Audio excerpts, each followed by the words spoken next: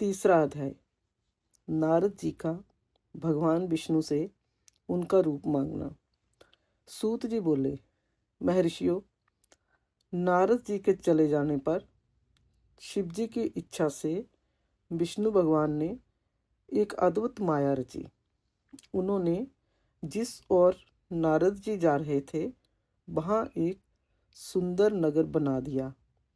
वह नगर वैकुंठ लोक से भी अधिक रमणीय था।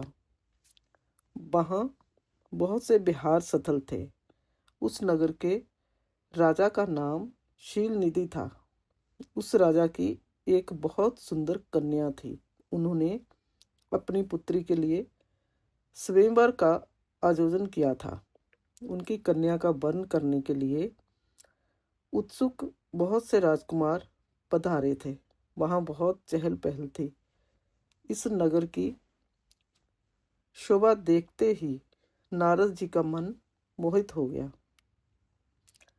जब राजा शीलनिधि ने नारद जी को आते देखा तो उन्हें सादर प्रणाम करके स्वर्ण सिंहासन पर बैठाकर उनकी पूजा की।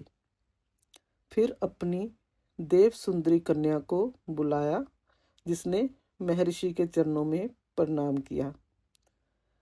नारद जी से उसका परिचय कराते हुए शीलनिधि ने निवेदन किया, महर्षि, जय मेरी पुत्री श्रीमती है।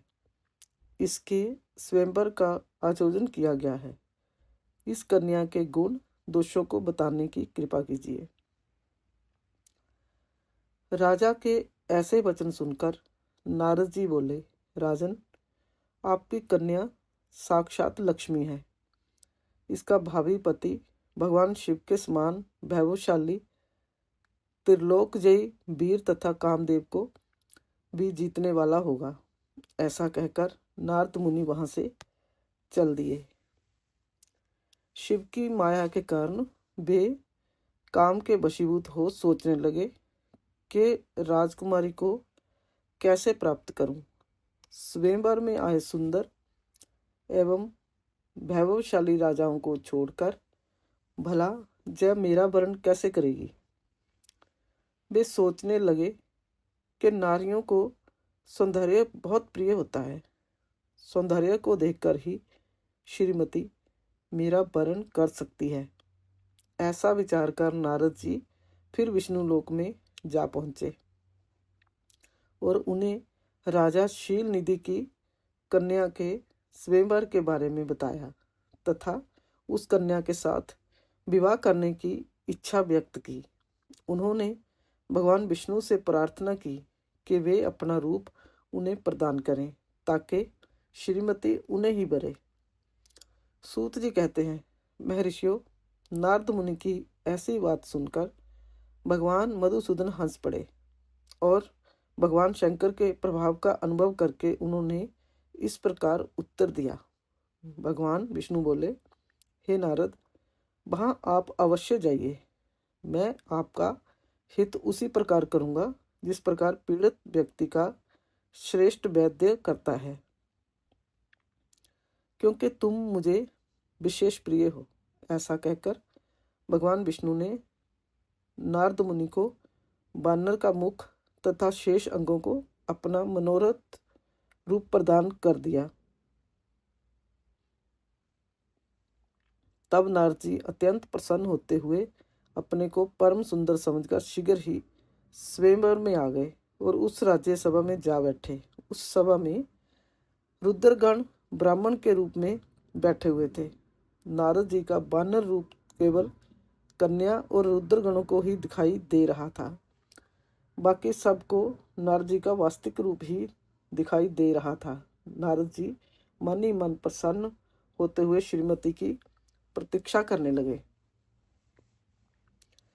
हे ऋषियों, वह कन्या हाथ में जयमाला लिए अपनी सखियों के साथ स्वयंवर में आई।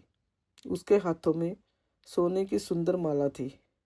वह शुभ लक्षणा राजकुमारी लक्ष्मी के समान अपूर्व शोभा पा रही थी। नारद मुनि का भगवान विष्णु जैसा शरीर और बानर जैसा मुख देख वह कुपित हो गई और उनकी ओर से दृष्टि हटाकर मनोवांछित वर की तलाश में आगे चली गई।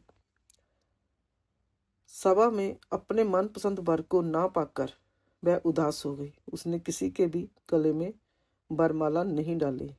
तभी भगवान विष्णु राजा की वेशभूषा धारण कर वहां आ पहुंचे। विष्णु जी को देखते ही उस परम सुंदरी ने उनके गले में वरमाला डाल दी। विष्णु जी राजकुमारी को साथ लेकर तुरंत अपने लोक को चले गए। यह देखकर नारद जी विचलित हुए। तब ब्राह्मणों के रूप में उपस्थित रुद्रगणों ने नारद जी से कहा, हे नारद जी, आप व्यर्थ ही काम से मोहित हो सौंदर्य के बल से राजकुमारी को पाना चाहते हैं। पहले जरा अपना बानर के समान मुख तो देख लीजिए। सूत जी बोले। यह वचन सुनकर नारद जी को बड़ा आश्चर्य हुआ। उन्होंने दर्पण में अपना मुंह देखा। बानर के समान मुख को देख वे अत्यंत क्रोधित हो उठे तथा दोनों रुद्रगणों को शाप देते हुए बोले, तुमने एक ब्राह्मण का मजाक उड़ाया है, तब तुम ब्राह्मण कुल में पैदा होकर भी राक्षस बन जाओ। यह सुनकर वे शिवगण कुछ नहीं बोले, बल्कि इसे भगवान शिव की इच्छा मानते हुए उदासीन भाव से अपने स्थान को चले गए और भगवान शिव की स्तुति करने लगे।